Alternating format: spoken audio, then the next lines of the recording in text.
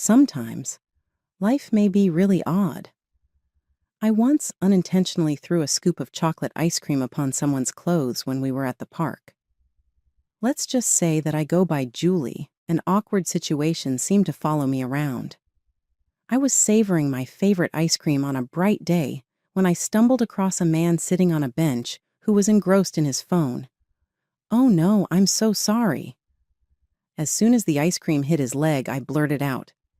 He raised his head, amused rather than angry. Then he did something unexpected, like laugh. "Guess I needed a little extra chocolate today," he laughed. I felt a little less ashamed after his casual response.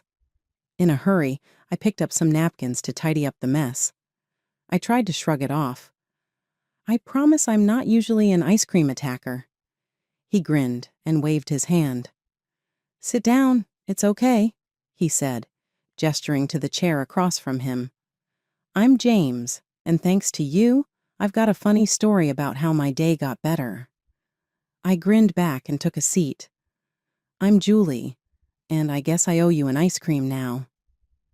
We clicked immediately away.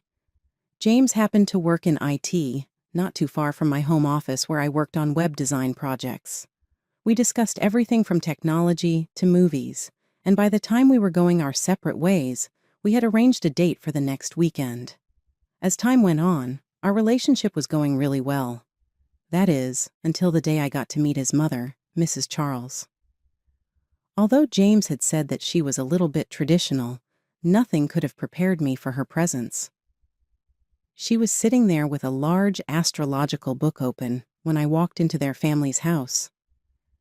"Hello, my name is Julie," I said, extending my hand to clasp hers. She gave me a serious once-over while obviously evaluating me, and then she gently took my hand. "James tells me you're a web designer and work from home," she remarked, sounding as though she didn't really work there. I said, feeling my face flush, "Yeah, I've been doing it for a couple of years now, and it's going really well." She merely hummed as she turned the pages of her astrology book. "And when's your birthday, dear?" She, clucking her tongue, rubbed her finger around the pages of her book, I told her.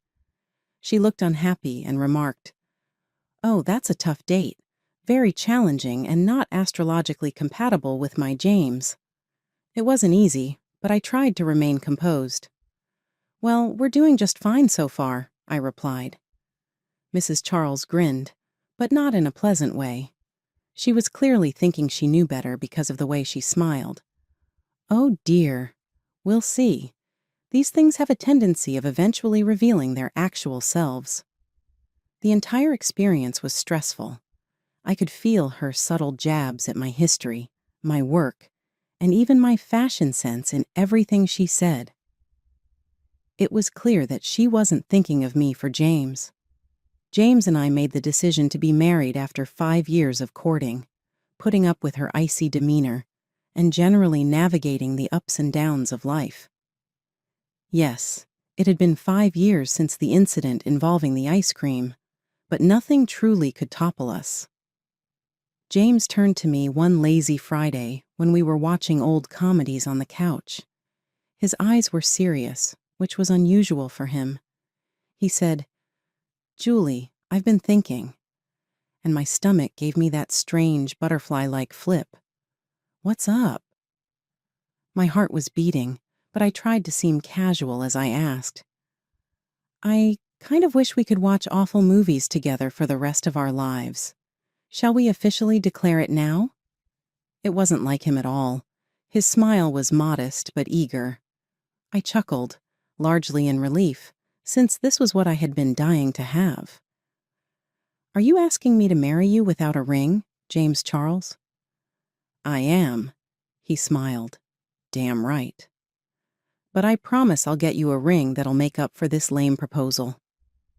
When he held me, I had the impression that everything was perfect. But organizing the wedding was a completely different affair, particularly because Mrs. Charles insisted on her viewpoint at every opportunity. We were choosing up wedding invites one evening, and of course she was there, watching me closely like a hawk. Looking at the floral pattern James and I had selected, she scowled and said, "You're not seriously considering this design, are you?" "It's far too girly." "It's what we want, Mom." James remarked, "I like it too." Always sticking up for me. To be more firm than anything else, I added extra. I refused to give in to her influence over every choice we made. "It's your wedding," she groaned, obviously not feeling well. "But remember, the invitation sets the tone for the whole event." The big day arrived sooner than I thought. Despite Mrs. Charles's persistent meddling, everything was flawless, beautiful even. James looked stunning, and his smile said it all as I approached him down the aisle. Our marriage ceremony took place outside behind a large, ancient oak tree. The celebrant, Henry, was a close friend of James's who had gotten to know us both well beyond our marriage. "Do you, Julie, accept James as your legally wedded spouse, to be had and maintained from this day on, for better or worse, richer or worse, in health or illness, till death do you part? And from this day forward, for better or worse, richer or worse, sick or well, until death do you part? Do you, James, accept Julie as your legally wedded wife, to have and to hold?" We exchanged rings, and when James slid the ring onto my finger, it felt like we had triumphed over everything that life had thrown at us, including the stress of wedding planning and Mrs. Charles's remarks. Henry remarked, "You may now kiss the bride," and James didn't hesitate to do so. Everyone cheered when he planted a kiss on me. It was real and our moment, so it felt even better than a scene from a movie. After 3 years of cohabitation, everything seemed to be going well, but purchasing our own house was a significant move. Our weekends were spent viewing properties, talking about our preferences, and calculating our budget. We discovered a house one bright Monday that met nearly all of our requirements. It had a large kitchen and a large backyard. It was gorgeous. The sole issue? There was a lakeside pool there. I'd confided in James about my phobia of the water, which dates back to my childhood near-drowning experience. I haven't been near a lake or even bathtub pools since. James, though, bless him, cherished every other aspect of the house. "Listen, Julie, I know it has a lake pool, but bear with me." While we inspected the house, James tried to allay my concerns by saying, "Everything else is perfect, and we're getting it at a great price." While contemplating, I bit my lip. The price of the house was almost too wonderful to refuse, and it was very gorgeous. "All right, James, but I'm not going near that lake pool. You are aware of that, correct?" James put his arm around me and drew me in. "Naturally, sweetie. We'll work things out. We could add to it or something later on. We're not required to use it at this time. It was like a dream come true when we moved here." Although the neighborhood and the house felt ideal, Mrs. Charles soon stopped over to check out our new home. I prepared myself for her typical remarks. She was continually finding a way to express her dissatisfaction, particularly with regard to money and my work.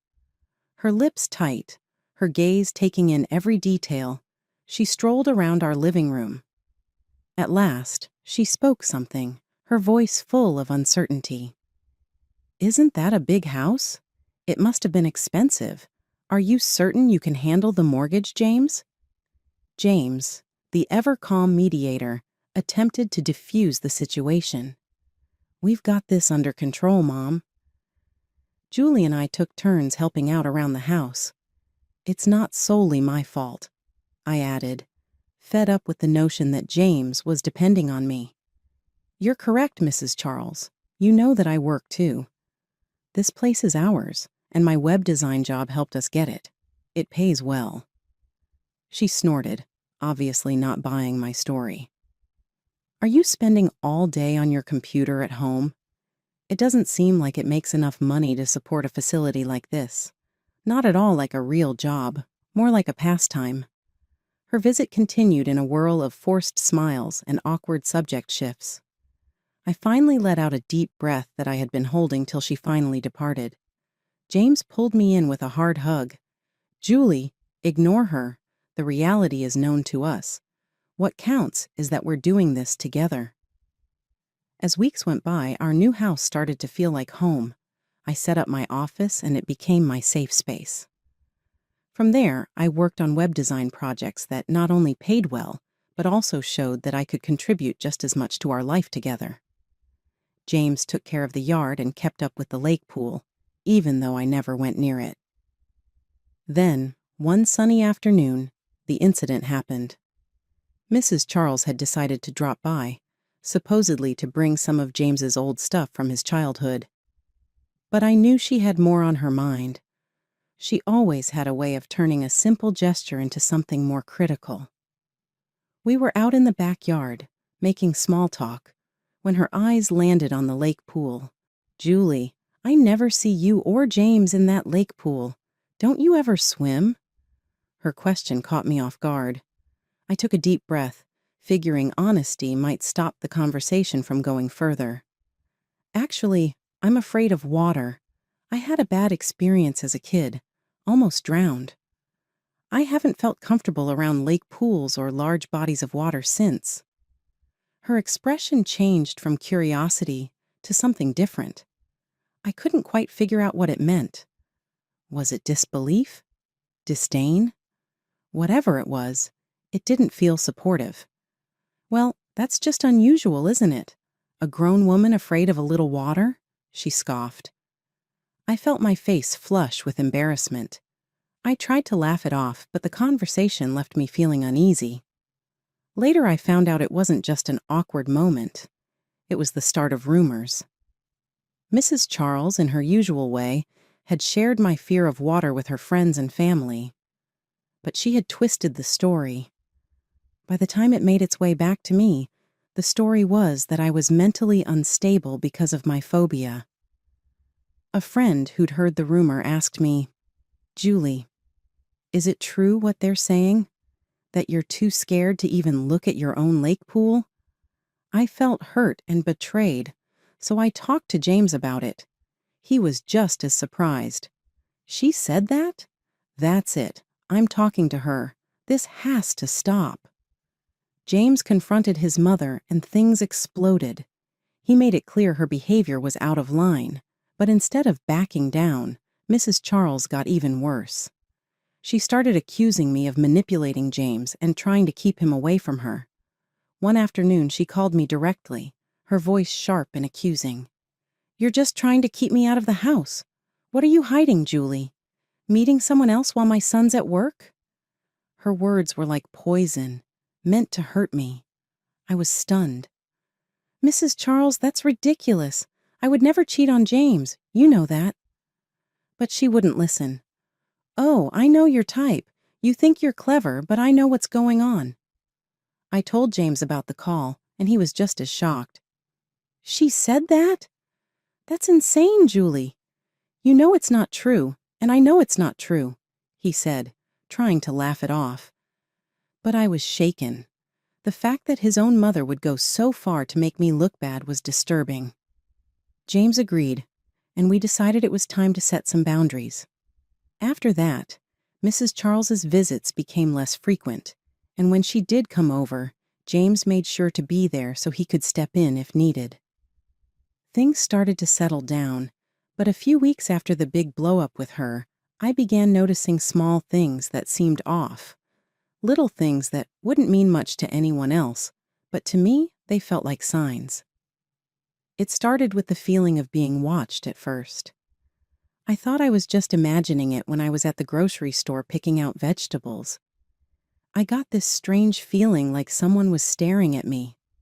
I turned around and sometimes caught a glimpse of someone looking away quickly. I told myself it was nothing, probably just other shoppers. But then it happened again, this time at the laundromat. I was folding clothes when that same feeling came over me. I glanced up and saw a man standing across the street, just staring straight at me. I blinked, and he was gone. "You're being paranoid, Julie," I muttered to myself as I shoved the clothes into my bag. But the real shock came one evening at home. James was working late, and I was in the living room catching up on some web design work. That feeling of being watched hit me again. I peeked out the window, and there he was, the same man from the laundromat. He was standing across the street, barely visible in the dim streetlight, but definitely there, definitely watching. I grabbed my phone and called James, my voice a bit shaky. "James, I think someone's been following me. I've seen him a few times now." James stayed calm. Maybe too calm. "Julie, love, you're probably just tired. You've been working a lot lately. Maybe you should take a break." I tried to believe him, thinking maybe it was all in my head. I started doing yoga and tried meditation to calm down, but the uneasy feeling wouldn't leave. I just couldn't shake the sense that I was being watched. Then it happened again. I was leaving the grocery store, and there he was, standing in the parking lot. This time I was ready. I quickly pulled out my phone and snapped a picture before he could walk away. Finally, I had proof. This wasn't just my imagination. That evening, I showed the photo to James. I could tell he finally understood. "Okay, that's not normal," he admitted. Later that night, we were walking home from a nearby restaurant when James suddenly grabbed the arm of a man passing by. It was him, the man from the photo. "Why are you following my wife?" James's voice was tense, and he held the man's arm tightly. The guy looked cornered, his eyes darting around before he let out a sigh. "Look, I'm a private investigator. I was hired to watch her, that's all." James's face darkened. "Hired by who?" "Your mother," the investigator confessed, looking embarrassed. "She wanted proof of infidelity." James was enraged. That very moment, he took out his phone and dialed his mother. "What the hell, Mom? Have you employed someone to trail Julie? And that's it. Until you behave like a respectable human being, you will no longer be in our life." By the time the heated debate ended, James was shaking with rage. He apologized to me several times on the way home. James went out the following day and purchased cameras for every area of our property. "As soon as he installs them, nobody will violate our privacy in the same way again," he pledged. James proposed that we take a trip to decompress after everything that had happened. "Julie, let's just go away from this whole situation." One evening, as we sat on the couch fatigued in a house that now felt too loud with all the strain, he murmured, "Just you and me, somewhere peaceful." I didn't require persuasion. "Yes, let's do it." I had to take a break badly. A tiny home in the mountains, far from everything and everyone, was the choice James and I made. It was flawless. There were no distractions. It was just the two of us, the fresh air and stunning views. There, amid the stillness of nature, I felt all my worry dissipating. We hiked during the day and cuddled up by the fire in the evenings. It was a relief to be able to laugh, breathe, and be myself without any worries. I was beaming when we got home, not just from the mountain sunshine, but also from a fresh sense of happiness. I had a baby. A few weeks after our return, we learned, and while it made us happy, it also made me a little nervous. I didn't want Mrs. Charles to know yet, in particular. We had been waiting so long for this little miracle, and I was worried that the stress she could bring would damage it. It was simple to keep the pregnancy a secret when I worked from home. The doctor remarked that although my tummy remained tiny and I didn't go out much, it was a bit odd and nothing to be concerned about. He told us during one of my visits that every pregnancy is unique. It got tougher to hide my condition as my 9th month drew near. It was finally time, James and I decided, to break the news. We invited all of our family members to a little party we had planned at our house, akin to a baby shower. I still thought it was appropriate to invite Mrs. Charles in spite of everything that had transpired. I inhaled deeply and called her number, my heart pounding. Before she answered, the phone rang 5 times. "Hello? Hello? This is Julie," I said, attempting to maintain a calm tone. "I had some news to share. James and I are going to have a child. We would love to have you join us for a small celebration that we are holding next week." There was a long silence, so long that I thought maybe I had said something wrong. Then, in an unexpectedly serene voice, she added, "I'll be there." When the celebration day finally arrived, our house was a flurry of laughing and excitement. Speculating about the gender of the baby, our family fretted about baby outfits.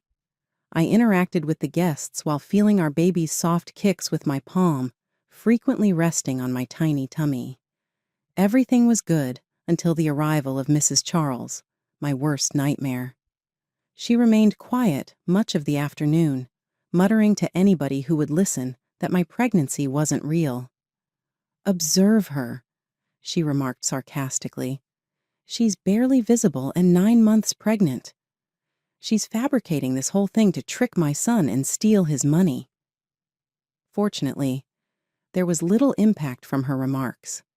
The visitors, aware of her past of persistent dislike towards me, rolled their eyes and laughed. They wrote off her charges as simply another of her irrational tales. Mrs. Charles, though, continued on. She stomped out, muttering fiercely, "I'll prove it to all of you." Her face was flushed, either from embarrassment or fury. Filled with a mixture of fury and resolve to put a stop to this absurdity, I trailed behind her to the courtyard beside the lake pool. "Maybe we just have a conversation." "You know that this isn't true," I begged, managing to remain composed despite the tumultuous emotions roiling within of me. Anger twisted her face. "Preserve it." "I am fully aware of your intentions," she sternly stated. I was about to give up on persuading her when I felt a strong shove from behind. I tripped and staggered forward. As the lake's edge drew nearer, I found myself slipping into the water without realizing it. I started to sink and felt the same dread that had gripped me as a child. Fear. As I strained, with my mind screaming for aid, darkness began to creep into my vision. I woke up in a hospital bed with the sound of machinery beeping softly all around me. James stood there, holding my hand tightly, his face pallid and anxious. "How's the baby?" I stammered, speaking hardly audible above a whisper. James gave me a tight grip, tears welling up in his eyes. The doctors were forced to perform an urgent delivery. "He's currently receiving intensive care," he muttered, his voice trembling with terror. Tears began to fill up in my eyes as my heart fell. In an incubator, our infant, our tiny guy, was fighting for his life. I woke up the following morning still in disbelief. My thoughts were stuck in a horrible cycle, replaying everything that had happened the night before. I turned to James, feeling weak but desperate to find out what had truly happened. "You need to check the security footage from last night," I said, turning to face James in a trembling but urgent voice. "I got shoved into the lake pool by your mom. It was not a mishap." James appeared perplexed and nearly unwilling to accept it. "Are you sure, Julie? Although Mom can be strict, pushing you physically? That sounds nothing like her." With my stomach in knots, I begged him to just check the cameras, fearing he wouldn't take me seriously. With a cautious nod, James took out his laptop to view the security footage that our installed camera had captured. As he sped through the footage, there was a lot of tension in the room. His expression went from uncertainty to shock to terror as the reality was revealed on TV. "I'm so sorry, Julie. Oh my God." He stared at me, his face pallid, and he muttered, "I can't believe she did this." He phoned the police right away, leaving the laptop by his side. The evidence was indisputable, and his mother was promptly taken into custody. The trial was scheduled after Mrs. Charles was charged. It was all a joke, she said in defense, a means to show that I was lying about being pregnant.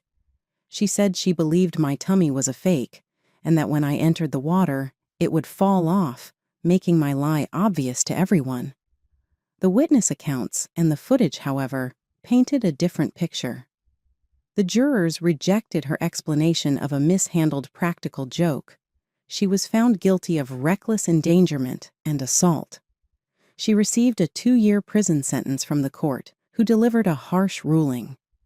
He also mandated that she reimburse us for our medical expenses and our baby's rehabilitation because our son was born prematurely as a result of the shock of the event.